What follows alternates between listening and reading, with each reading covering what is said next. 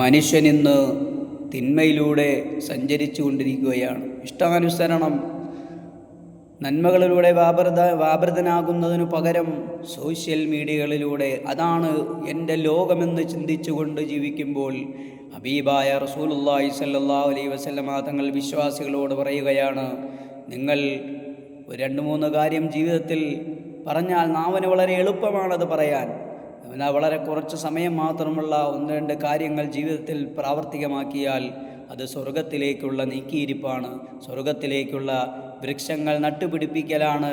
ദുനിയാവിൽ ഒരു സ്ഥലം വാങ്ങിച്ചിട്ട് വളരെ നല്ലതുപോലെ നോക്കി ഫ്ലവറുകൾ അതുപോലുള്ള അവന് ഇഷ്ടപ്പെട്ട വൃക്ഷങ്ങൾ തൈകൾ നട്ടുപിടിപ്പിക്കുന്നത് പോലെ ഈ 2-3 കാര്യങ്ങൾ അവൻ ചെയ്താൽ സ്വർഗലോകത്തേക്ക് അവന് ഉപകാരമുള്ളതും മാത്രമല്ല നരകത്തിൽ നിന്നുള്ള തടയലുമാണ്, അഥവാ നരകത്തിലേക്ക് പോകുന്നതിനുള്ള തടസ്സവുമായി നിൽക്കുന്ന 1-2 കാര്യം നബിതങ്ങൾ പഠിപ്പിക്കുകയാണ്. അത് നാവിന് വളരെ എളുപ്പമാണ് പറയാൻ. സുബ്ഹാനല്ലാഹി വൽഹംദുലില്ലാഹി വലാ ഇലാഹ ഇല്ലല്ലാഹു വല്ലാഹു അക്ബർ വലാ ഹൗല വലാ ഖുവത ഇല്ലാ ബില്ലാഹിൽ അലിയിൽ അലീം എന്ന് തുടങ്ങുന്ന ഈ ദിക്ർ ഒരു മനുഷ്യൻ ജീവിതത്തിൽ പ്രാവർത്തികമാക്കിയാൽ അതിൻ്റെ ഓരോ പദത്തിനും അല്ലാഹു തആല ഓരോ തൈകൾ സ്വർഗത്തിൽ നട്ടുപിടിപ്പിക്കുമെന്ന് ഹബീബായ റസൂലുള്ളാഹി സ്വല്ലല്ലാഹു അലൈഹി വസല്ലമ തങ്ങൾ നമ്മൾ മനസ്സിലാക്കണം. ശുദ്ധ ഖുർആനിൽ കാണാം, വൽ അസ്ർ, കാലഘട്ടത്തെ തന്നെയാണ് സത്യം. ഇന്നൽ ഇൻസാന ലഫീ ഖുസ്ർ, തീർച്ചയായും മനുഷ്യരെല്ലാവരും പരാജിതരാണ്. ഇല്ലല്ലദീന ആമനു വഅമിലുസ് സ്വാലിഹാത്ത്, വിശ്വസിക്കുകയും സൽക്കർമ്മങ്ങൾ ചെയ്തവരൊഴികെയെന്ന് വിശുദ്ധ ഖുർആൻ. വിശുദ്ധ ഖുർആനിൽ മറ്റൊന്ന് അവതരിച്ചില്ലെങ്കിലും ഈ ഒരു അധ്യായം മാത്രം അവതരിച്ചാൽ ഒരു മനുഷ്യനിക്ക് അത് മാത്രം മതിയെന്ന് ഇമാം ഷാഫി റഹ്മത്തുള്ളാഹി അലൈഹി പറഞ്ഞിട്ടുണ്ട്. അതുകൊണ്ട് വിശുദ്ധ ഖുർആൻ പറഞ്ഞതുപോലെ ഇന്ന് സ്വർഗമുണ്ടോ? സ്വർഗം ഈ ദുനിയാവിൽ തന്നെയാണ്. സ്വർഗമില്ല, പടച്ചവനില്ല എന്ന് ചിന്തിക്കുന്നവരുടെ ഒരു കാലഘട്ടത്തിലൂടെയാണ് ഞാൻ നിങ്ങളും സഞ്ചരിച്ചു കൊണ്ടിരിക്കുന്നത്. അവരവരുടെ വിശ്വാസം അവരവർ കാത്തു സൂക്ഷിച്ചില്ലെങ്കിൽ നാളെ റബ്ബിൻ്റെ കോടതിയിൽ പരാജിതനായി പോകുമെന്നതിൽ യാതൊരു സംശയമില്ല.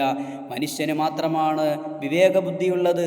ഈ പ്രപഞ്ചത്തിൽ അനേക കോടി സൃഷ്ടിജാലങ്ങളുണ്ട്, പക്ഷേ അതിൽ ഏറ്റവും വിവേകബുദ്ധിയുള്ളത്, ബുദ്ധി എല്ലാ ജീവികൾക്കുമുണ്ട്, പക്ഷേ വിവേകബുദ്ധിയുള്ളത് മനുഷ്യന് മാത്രമാണ്. തൻ്റെ യജമാനനെ മനസ്സിലാക്കാനും തൻ്റെ യജമാനനിലൂടെ അവൻ ഓടിയെടുക്കാനും റബ്ബിനെ മനസ്സിലാക്കാനും വേണ്ടിയിട്ടാണ് ഈ വിവേകബുദ്ധി അല്ലാഹു തആല നമുക്ക് നൽകിയിരിക്കുന്നത്. അതിലൂടെ ജീവിതത്തെ ധന്യമാക്കിക്കൊണ്ട് ഒരു മനുഷ്യന് കോടാനകോടി ഉണ്ടായിട്ട് കാര്യമില്ല.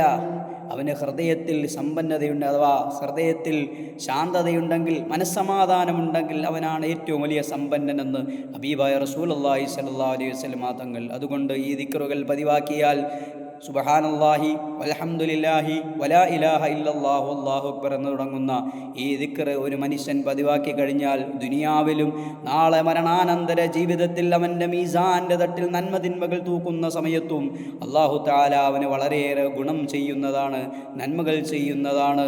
നന്മയില്ലാതെ ആരും സഹായിക്കാനില്ലാത്ത ആ സമയത്ത് ഈ ദിക്റുകൾ ഓരോ മനുഷ്യനും വിജയത്തിലേക്ക് കൊണ്ടെത്തിക്കുന്നതാണെന്ന് ഹബീബായ റസൂലുള്ളാഹി സ്വല്ലല്ലാഹു അലൈഹി വസല്ലം തങ്ങൾ പഠിപ്പിക്കുമ്പോൾ ഈ നെട്ടോട്ടമോടുന്ന ഈ ദുനിയാവിൽ ഒരല്പസമയം മാറ്റിവെച്ചുകൊണ്ട് നാം ഓരോരുത്തരും സുബ്ഹാനല്ലാഹി വൽഹംദുലില്ലാഹി വലാ ഇലാഹ ഇല്ലല്ലാഹു വല്ലാഹു അക്ബർ വലാ ഹൗല വലാ ഖുവത ഇല്ലാ ബില്ലാഹിൽ അലിയിൽ അലീം, മനസ്സമാധാനത്തിനും നാളെ പാരത്രിക ലോകത്തേക്ക് ചെല്ലുമ്പോൾ സ്വർഗപ്രവേശനത്തിനും നരകത്തിനും നിന്നുള്ള കാവലിനുമാണ് ഈ ദിക്ർ എന്ന് മനസ്സിലാക്കിയിട്ട് ജീവിതത്തിൽ ഇത് മാത്രമാണ് നമുക്ക് ബാക്കിയാത്തു സ്വാലിഹാത്ത്, അവസാനമായി എന്നെന്നും അവശേഷിക്കുന്ന നന്മകൾ ഇത് മാത്രമാണുള്ളതെന്ന് ചിന്തിച്ചുകൊണ്ട് എല്ലാ പ്രിയ സഹോദരങ്ങളും ഈ ദിക്റുകൾ ജീവിതത്തിൽ പതിവാക്കുക.